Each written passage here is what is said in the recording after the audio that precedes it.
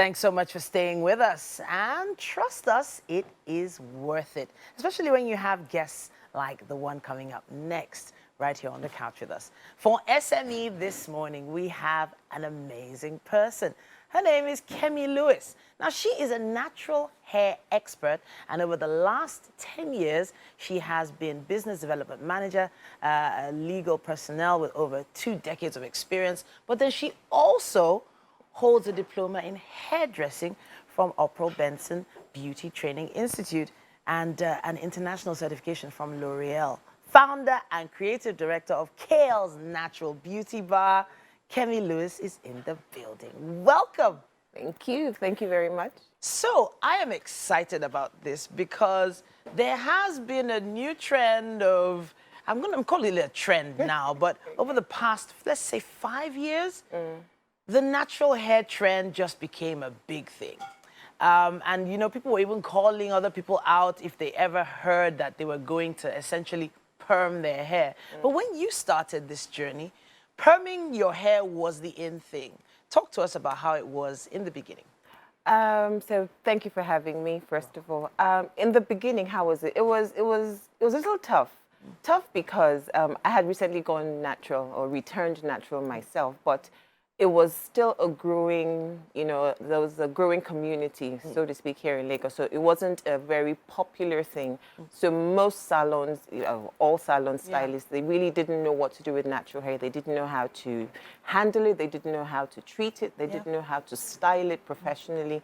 So it was a bit of a challenge, you know, and I noticed there was a growing trend or a growing number of people in Lagos who were also returning natural because there was a global awareness about, you know, returning back to your roots and the harmful effects of chemicals that we were putting on our scalp and how it was being absorbed into our bodies and the health effects that, you know, that had. So, yes, that all sort of culminated into me starting a movement, essentially. It actually is a movement. Yeah. When I say movement, I mean this is you taking on companies that are making millions of dollars from hair relaxers, essentially. Now they still do make their money, but I know that a lot of their annual, you know, sales dropped over the past 5 years at least. But then let's talk about how you structured the business. Before you could have called it a business, you actually had to have trained stylists who knew what to do. So talk to us about that. Oh, yes. So let's delve right into it. That was probably one of the earliest challenges, was finding the skilled staff to do what it is that I wanted them to do. But considering the fact that, you know, my background was legal anyway, but I'd always loved to do hair. So what I decided to do was train myself first and then train the people that I wanted to employ in the business. And that's what I ultimately did. Because, you know, in Nigeria, at that time anyway, there weren't any, I couldn't say I'm going to X place to go and find skilled staff, you know, where, you know, people were being trained to get, you know, in natural hair specifically.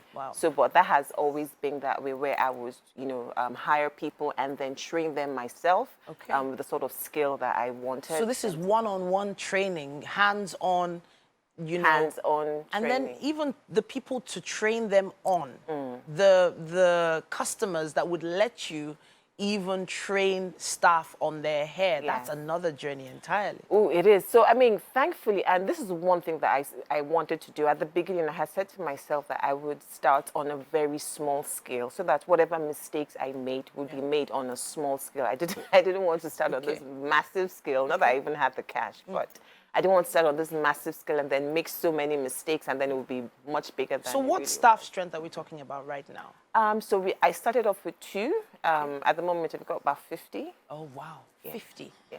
50, what do you call them? Do you call them hair professionals, stylists? Okay, so 50 is a combination of stylists, of you know, head stylists, admin staff, you know, and all of that, janitorial services. So now I know that your offering is a wide range of things. Can you give us an idea of what you offer entirely?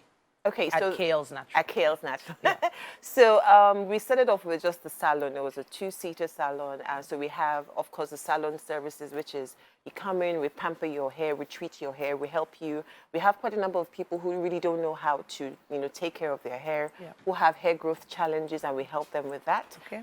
We also have a training arm where we actually train stylists who want to learn how to become natural hairstylists, or who are already stylists and they want to, they want proper knowledge on how to do natural hair. Okay. We also have products that we retail to people that need those products. So is this natural hair I'm seeing on the screen? Oh, that is all her hair. That is also all her hair. This is all her hair too? That is all her hair too. So beautiful. yes, we just help to nurture because, a lot of us growing up didn't know how to, we didn't know anything about our natural hair because we all grew up with relaxers so early on. So I remember the burns. So behind my ears, on the back of my neck, the crown of your head. Yeah, even in front. If you didn't have that burned, scalded look, you hadn't permed your hair. And it's unfortunate because now this has now led to a whole, slew of other problems. You now have a lot of women, in their 40s and 50s who have alopecia, who have, because they've got scarring on their scalp from, years of burns, so they can't grow hair in those areas anymore. So, thankfully now we know better. So since we know better, we will do better. So it's just teaching people how to care for your hair, how to nurture your hair, because at the end of the day, this is the hair that is growing out of your scalp. This is how you were born. So it's just, nurturing, growing, just loving on it. So now, so we know that, yes, as an industry, the hair industry is worth billions of dollars. But then when you think natural hair, you don't really think of that many products to put in it that are not just maybe naturally, locally sourced. You think of shea butter, you think of coconut oil, you think of, locally sourced things like that. Where is the money? That's the question. Where is the big boom? Oh, yeah, that's the money.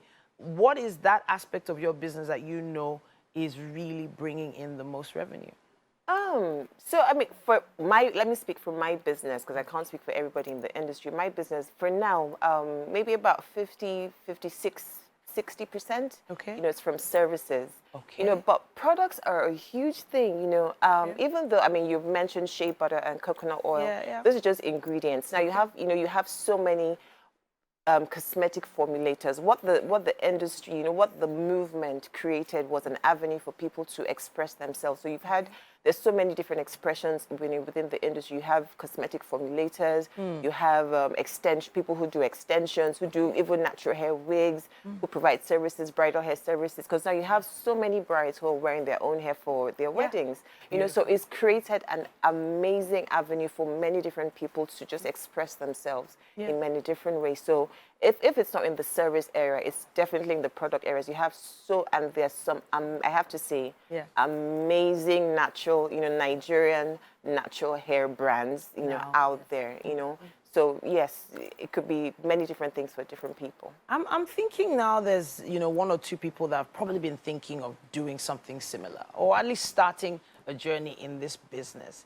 And they're wondering how best to start. Now, how you started might not be how they start, but what is your advice for someone who wants to start small?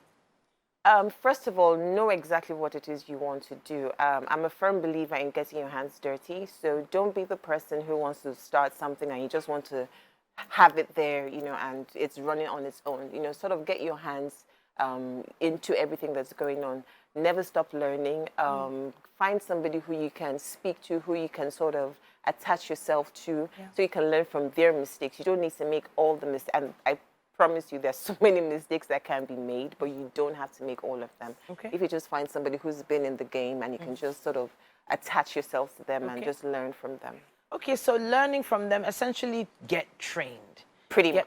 Properly trained to do this. Yes. But it's not a bad idea to come into the business. It's not as saturated as it seems right now. It is pretty saturated. So at the moment, if you want to come into this particular, the business, you definitely have to find a way how you can set yourself apart. What will be your unique selling point?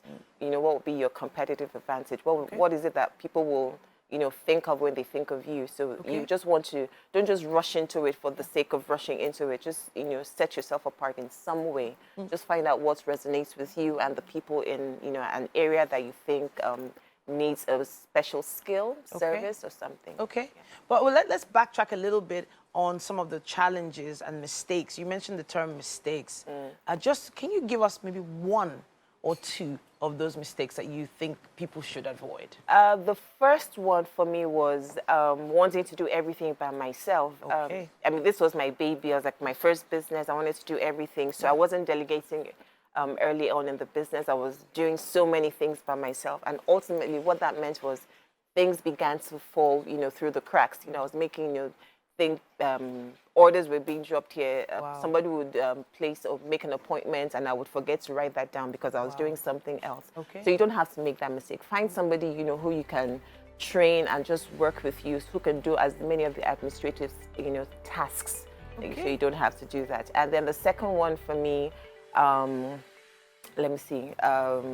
Second mistake was working in the business all the time and not on the business, so that I try and get some structure in, so that you don't always have to do the same repetitive things yourself. You can actually take a step back, think, and then actually build a proper business that can last. I have to say a big thank you to you, Kemi Lewis, in the building from KL's Natural Beauty Bar, one of the Nigerian pioneer natural hair hubs.